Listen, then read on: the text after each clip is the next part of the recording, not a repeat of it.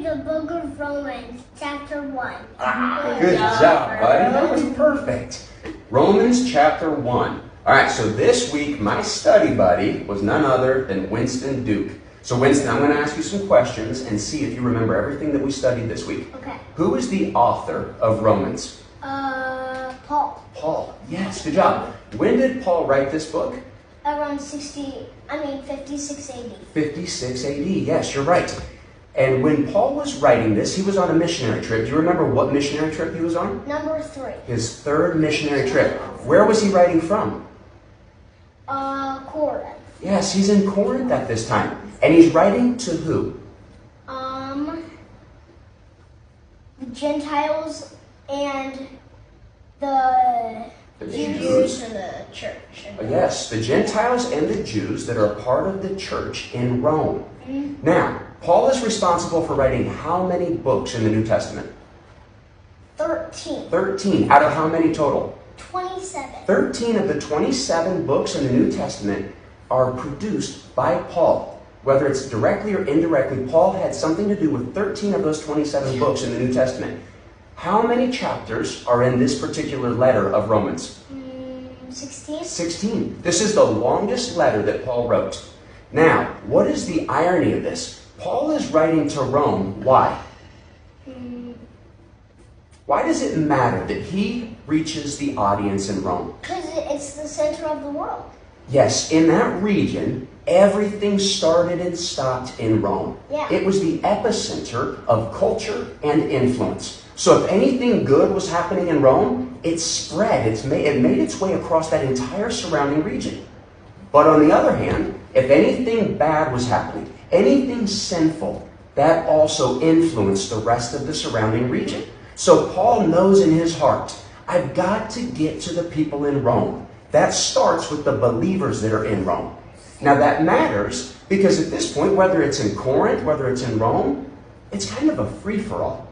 Now Paul doesn't realize, he keeps telling them, I am going to be coming to you. But when does he end up actually making his way to Rome? 2 years later. 2 years later. So this is written in 56 AD, and he makes his way to Rome in 58 AD. And how does he go? Does he go as a free man? No. No. How does he go? As a prisoner. As a prisoner, yes. So he's determined to get there. He just has no idea that because of his faith, he's going to be persecuted, and he's going to end up getting to Rome as a prisoner. Now, do you remember who the ruler was of Rome at that time?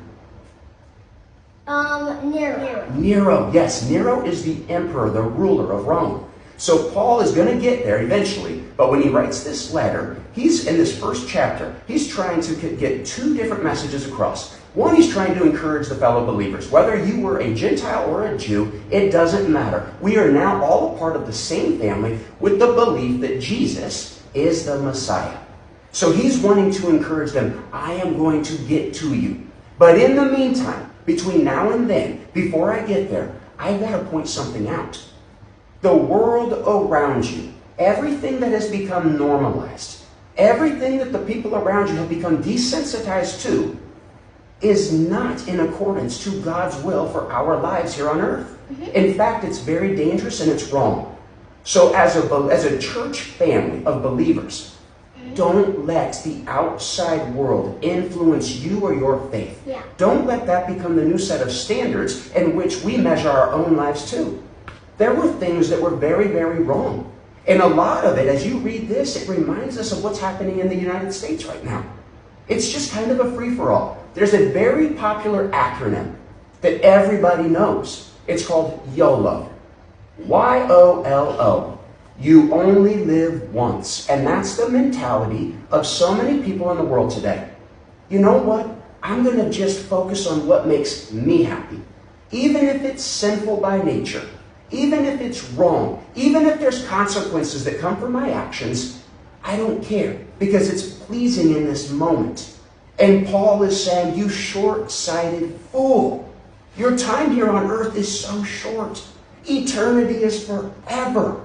You've got to live obedient to God's word, to God's calling on your life. Don't cave and give in to temptation. Be disciplined. Have self-control. Because you will reap the fruits of whatever it is you sow today, whether that's good or bad. And that's what Paul's saying. The lives around you, the lifestyles around you are dangerous.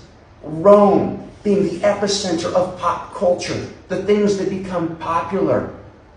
We've got to avoid that. You've got to stay true because Jesus is the light and is the truth. Don't let the culture influence you in your heart.